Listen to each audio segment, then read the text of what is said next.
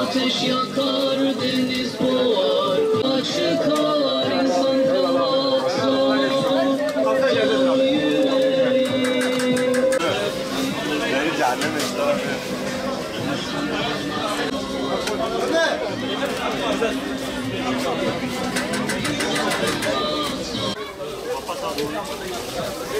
Çatal kaşık var mı orada? Bir ikimiz yiyelim. Tamam. Ben kaşık alacağım.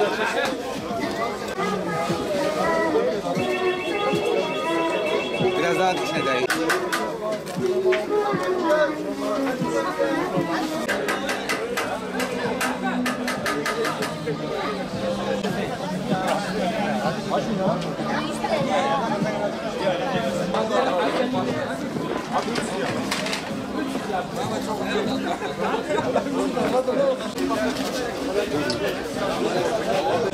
Güzel yapmışsın.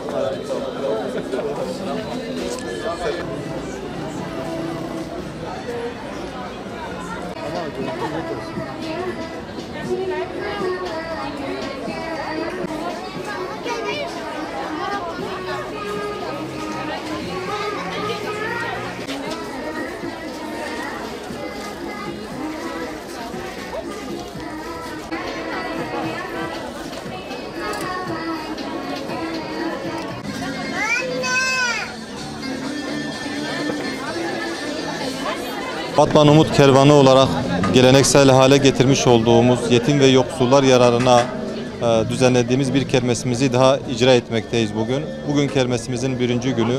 Kermesimiz 4 gün boyunca sürecek. Sabah saat 10, akşam 9'a kadar kermesimiz hayırseverlerin katkıları için açık olacak.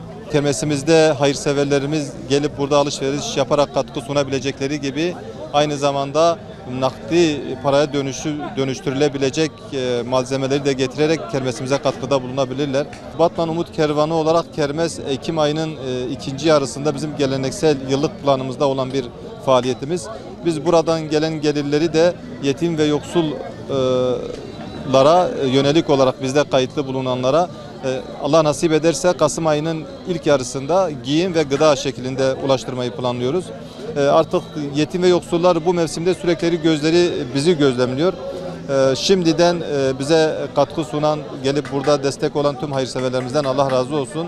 Allah hayırlarını kabul etsin. Vatandaşlarımız da burada gelip kermeste alışveriş yaparak veyahut da getirip nakdiye dönüşebilecek malzemelerle katkıda sunabilirler. O noktada da her vatandaşımız kermesimize katkı sunma noktasında bir boyutuyla davetlimizdir.